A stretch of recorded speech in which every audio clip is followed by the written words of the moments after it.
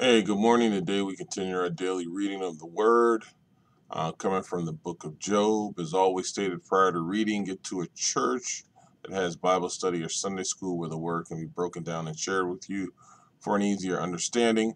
Also, get with some friends who break bread and just share with one another and get some understanding. Also, get you a Bible that you can read. There are numerous versions, King James to NIV. But most importantly and above all, call upon the Lord. If you knock at his door, he will answer it up and fill you with wisdom if that is what you truly seek. Amen. Job chapter 28 reads as follows. There is a mine for silver and a place where gold is refined. Iron is taken from the earth and copper is smelted from ore. Mortals put an end to the darkness. They search out the farthest recesses. For one of the blackest darkness, far from human dwellings, they cut a shaft. In places untouched by human feet, far from other people, they damage or they dangle and sway. The earth from which food comes is transformed below us by fire. Lapis lazuli comes from its rocks, and its dust contains nuggets of gold. No bird of prey knows that hidden path, no falcon's eye has seen it. Proud beasts do not set foot on it, and no lion prowls there. People assault the flinty rock with their hands and lay bare the roots of the mountains. They tunnel through the rock. Their eyes see all its treasures. They search the sources of the rivers and bring hidden things to light. But where can wisdom be found? Where does understanding dwell? No mortal comprehends its worth. It cannot be found in the land of the living. The deep says, it is not in me.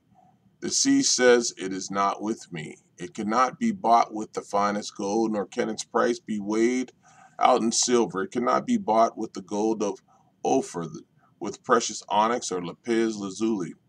Neither gold nor crystal can compare with it, nor can it be had for jewels of gold. Coral and jasper are not worthy of mention. The price of wisdom is beyond rubies. The topaz of Cush cannot compare with it. It cannot be bought with pure gold. Where then does wisdom come from? Where does understanding dwell?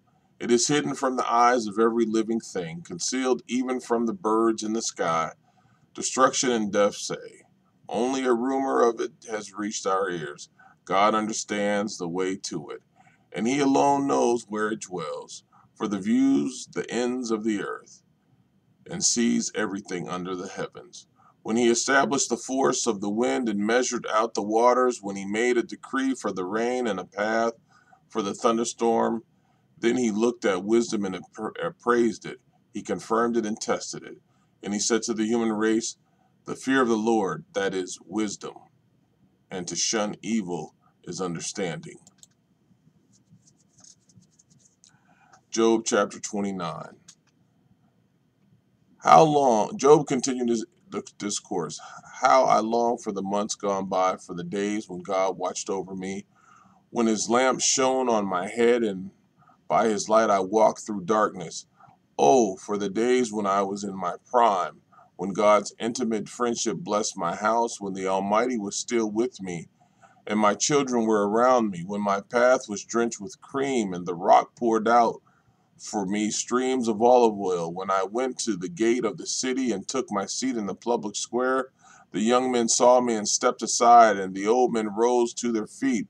The chief men refrained from speaking and covered their mouths with their hands.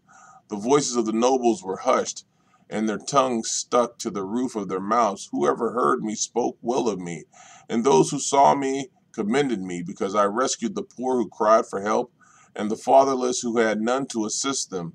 The one who was dying blessed me. I made the widow's heart sing.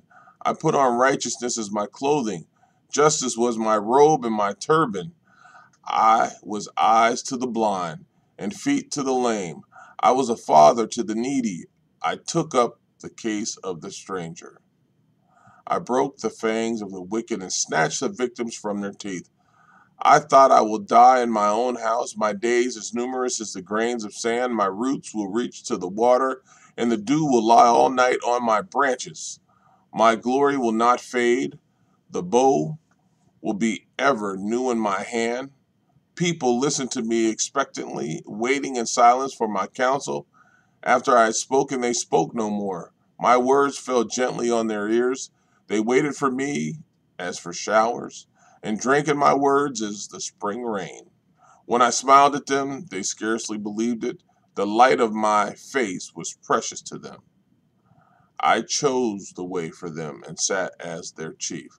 I dwelt as a king among these troops. I was like one who comforts mourners. Amen.